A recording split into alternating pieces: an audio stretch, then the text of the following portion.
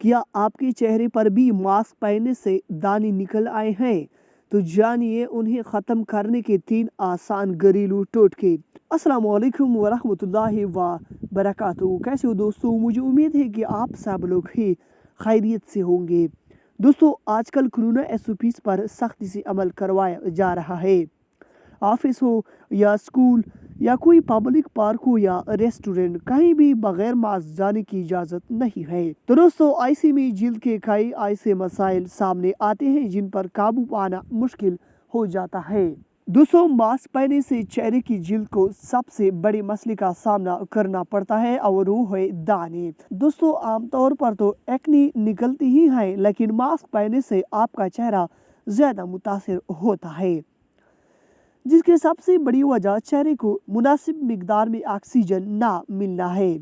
फिर मास्क के अंदर सांस लेने से भी चेहरे की खुलिये मुतासिर होते हैं। कुछ अफराद एक मास्क का इस्तेमाल हफ्तों तक करते हैं, जो कि बिल्कुल गलत है। तो दोस्तों, चलिए चलते हैं मास्क से होने वाली दानों का घरेलू इलाज की तरफ। तो दोस्तों, सबसे पहले इसका इलाज है टूथपेस्ट।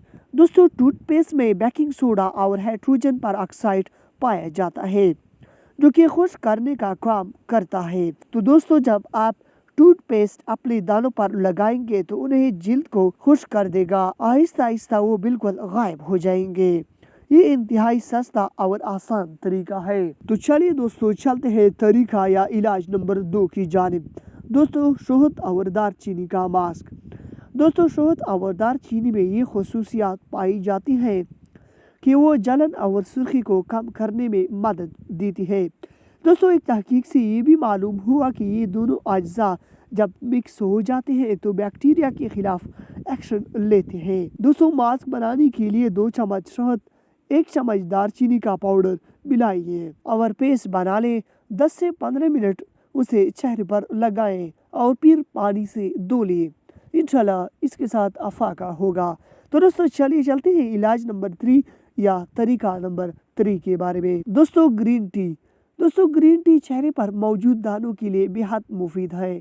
ग्रीन टी को स्प्रे की बोतल में डालकर अपने चेहरे पर स्प्रे करें या रुई की मदद से उसे चेहरे पर लगाएं। आपको अपने दानों में वाज़ेह कमी महसूस होगी।